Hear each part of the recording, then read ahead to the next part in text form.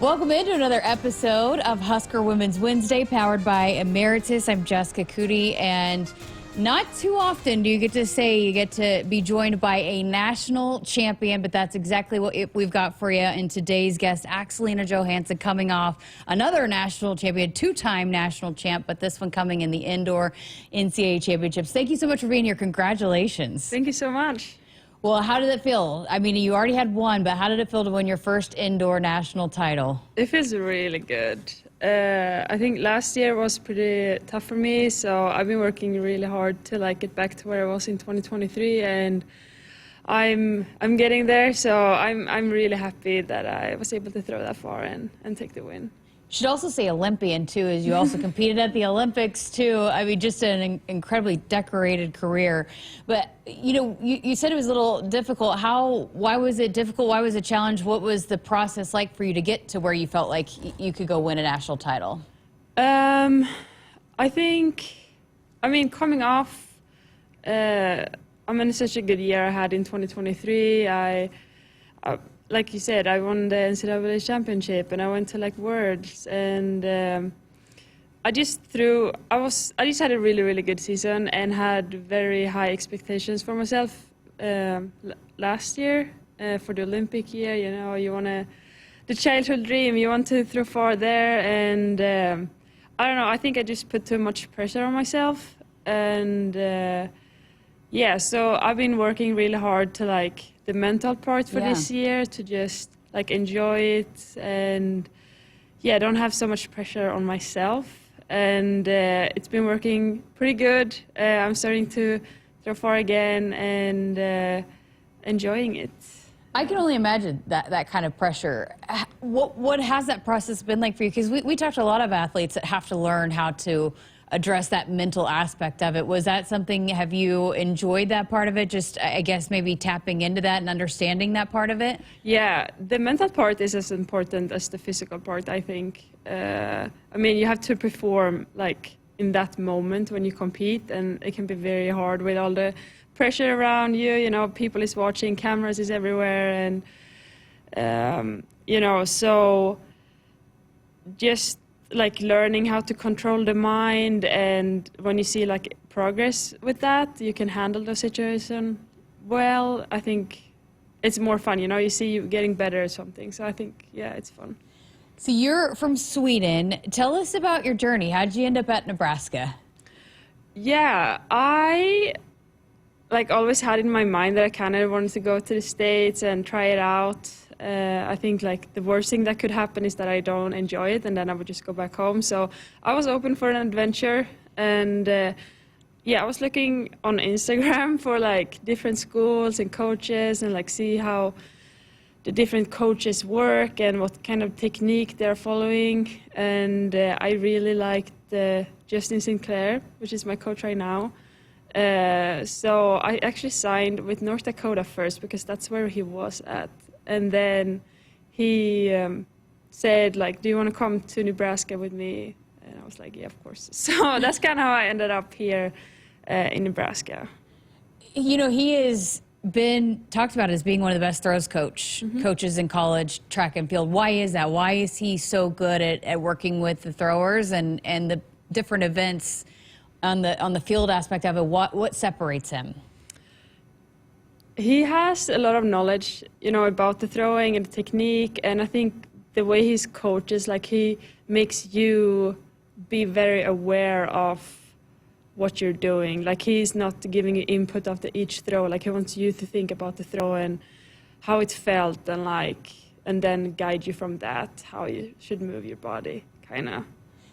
Why the shot put for you? How did you end up getting into track and field and throwing the shot put? I actually wanted to be a multi when I was younger. We had a really good athlete called Carolina Clift, and she was very an idol for me, so I wanted to be like her. But then I got pain in my knees, so then I just started to do throwing, and I was pretty good at it, so I thought it was fun. And then I just kind of narrowed it down to shot put, because that's what I was the best at, and that's kind of how I ended up throwing the shot put. Wow. So is it something, coming from Sweden, is it do a lot of athletes want to come to college, or how did you get to that point where you were able to do that and come over here? You know, back home, the federation is not very happy with people going to the States because there's been a lot of history of people going there and then they get injured, so they just come back like after a year. But I think now when like we are quite a few people that's been here and we're doing pretty good, so I think now they are more like open-minded and like support it more. Yeah, and when I came here, I really wanted to prove them wrong. Like, you can be here and do good. Like, you don't just come here to get injured. But you have to like be smart with the injury stuff. Yeah. So, yeah. Well, I would say you proved them wrong, and then you end up being an Olympian, and breaking the Swedish record too, en route to doing that. What was that like when you were able to be an Olympian? And I mean, like you said, it's every athlete's dream to compete at the Olympics. What was that like? It was very special. Like you say, it's like a childhood dream for me. I knew from a very young age that I wanted to become like a pro athlete, and I had so many people around me like, no, like you can't have that as a job. But now when I'm kind of here, I'm just so proud of myself. You know, I've been working really hard. I've been like prioritizing track and field like my whole life. So, I've been doing a lot of sacrifices, and then being able to be at the Olympics, like the biggest stage you've been dreaming about for so long, with so much people. It was like 80,000 people watching you at the stadium. So it was very, very special. Were you able to take in any of the other sports other than the track and field events? I went to the weightlifting competition and watched Lasha. He's like a really, really strong man. But I was competing like in the end of the championship, so I didn't really want to like go and watch other sports before I competed because I wanted to focus on my thing. So But yeah, I was able to watch that, which was fun. I wish I would have seen more stuff, but yeah, it's okay. So did it fuel you even more after being on that stage to want to continue to do it again and maybe compete here at LA the next time around? Yeah, I'm not very happy with how far I threw at the Olympics, and I feel like I can do so much better. So I'm excited to like work hard again and to reach the levels I want to reach. Okay, so when you're throwing the shot put, and you know, as you do the whole kind of spin and then you throw it, do you know when it's going to be a good throw or a bad throw? Yeah, I can feel if I'm hitting it pretty good. Normally, like if I'm screaming when I'm throwing, it's normally pretty good. So yeah, I don't know. I can feel if it's good or not. Huh. And it's got to be just like you do everything the same every time, right? Yeah, it's a very repetitive sport. Like we throwing 4 times a week, lift 4 or 3 times a week, and yeah, we're doing like the same thing over and over again. But you kind of have to do that to be good at something. So. Yeah. So how do you? Is it something like being strong? Is that what goes into being a shot putter that can compete at the Olympics, can win national titles? Like, what are the elements, the important elements, and what have been, I guess, the important elements for you? It's very important to be explosive, to like generate as much power in a sort of short time. Like the throw is just like 1 second, 2 seconds long, you know, so you have to generate a lot of power in that time frame. So yeah, I would say like strong, fast, but you also need like good technique to be able to throw hard. You need to be like a good athlete, you know, all around kind of. Yeah. We don't do a lot of like endurance, but you do the speed stuff. That's we do a lot of running and speed and jumping. So yeah. Yeah, that's the fascinating part, because you think it's throwing it, but it's all of it. I mean, you use the whole body. I would say it's more legs than arms. Wow. Yeah. So were in your family, did you have a bunch of athletes, or how did you become more? Because you'd said you just dedicated so much of your time in life to track and field. How did you get to that point? So my grandpa did pole vault, so that's kind of how track and field came into the picture. My dad did soccer, and my mom wasn't really allowed to do any sports because her dad thought, no, girls are not supposed to do sports.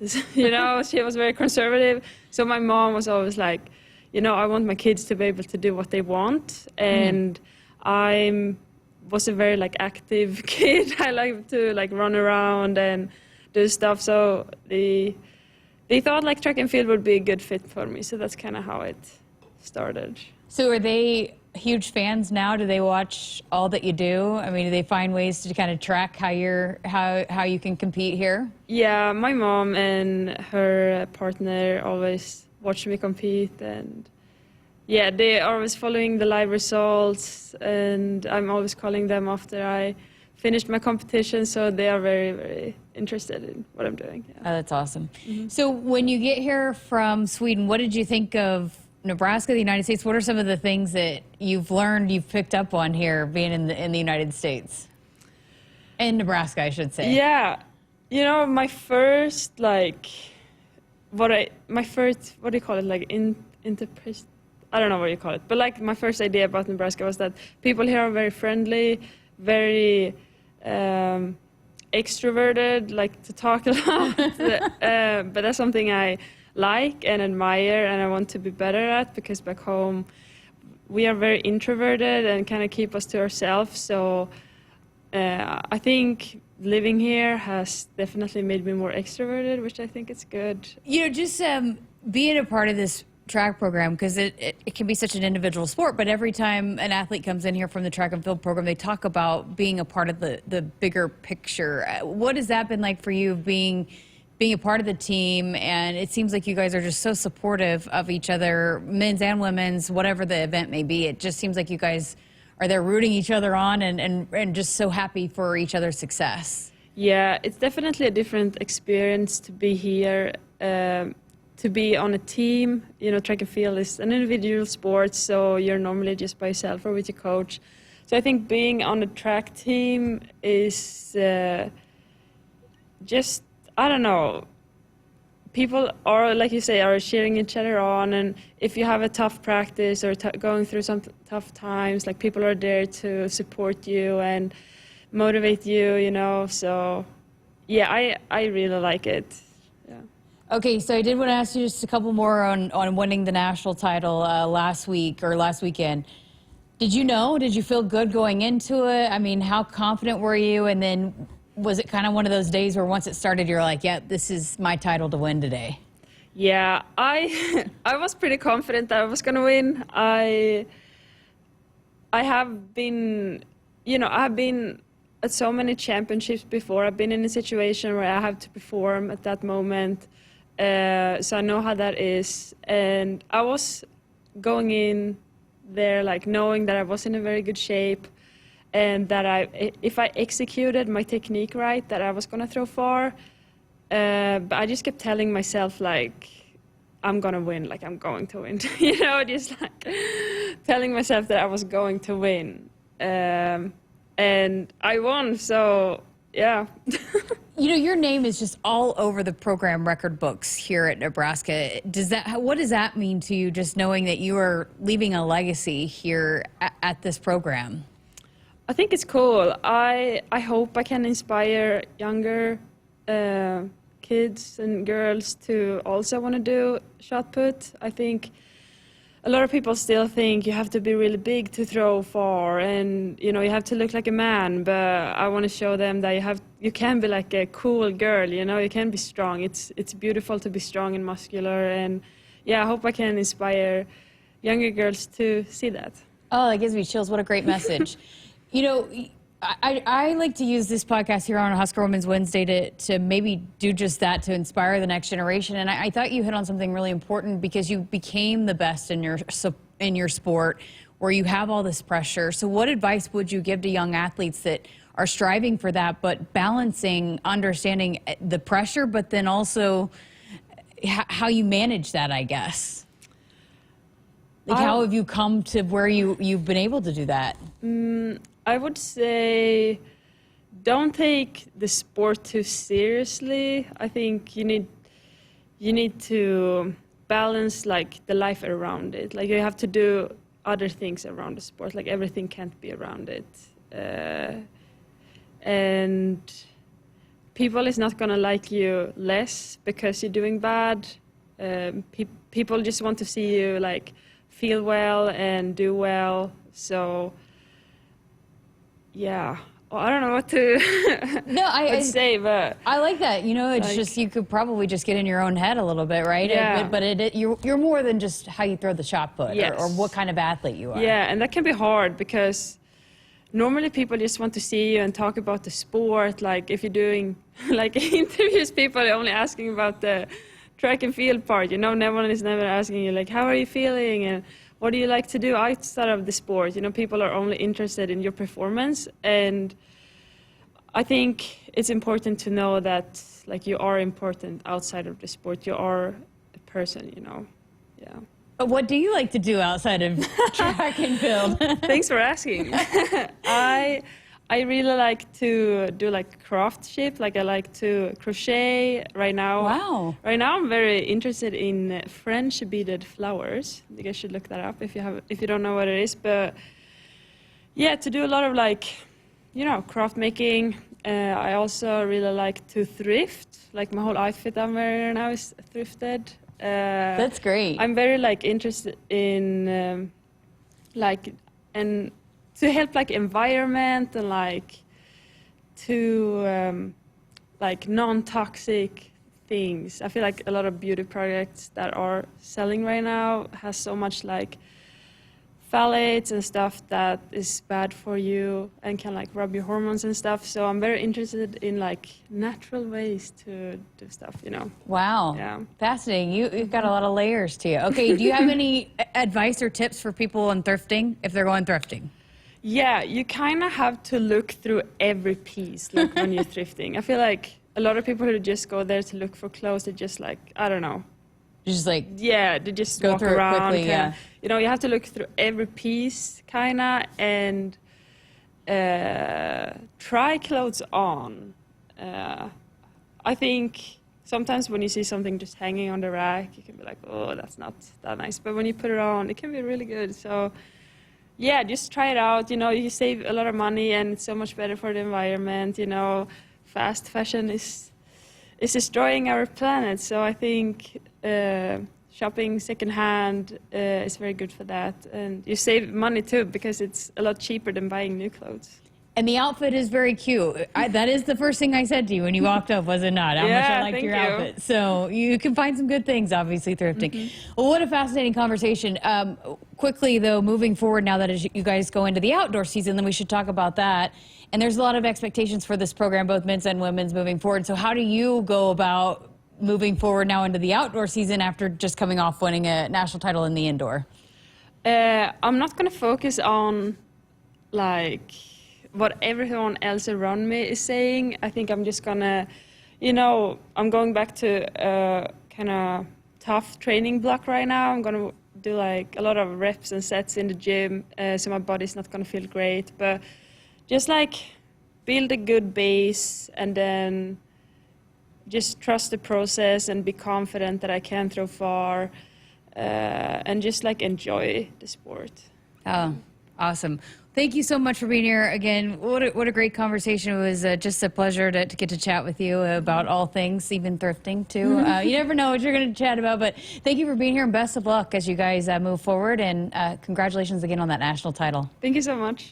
Again, Axelina Johansson joining us here, coming off a national title at the NCAA Indoor Championships. This has been a Husker Women's Wednesday episode powered by Emeritus. Emeritus is proud to power this podcast and all of Husker women's sports. Thanks for listening and watching. And as always, make sure you subscribe and like wherever you listen to never miss an episode right here on the Huskers Radio Network podcast.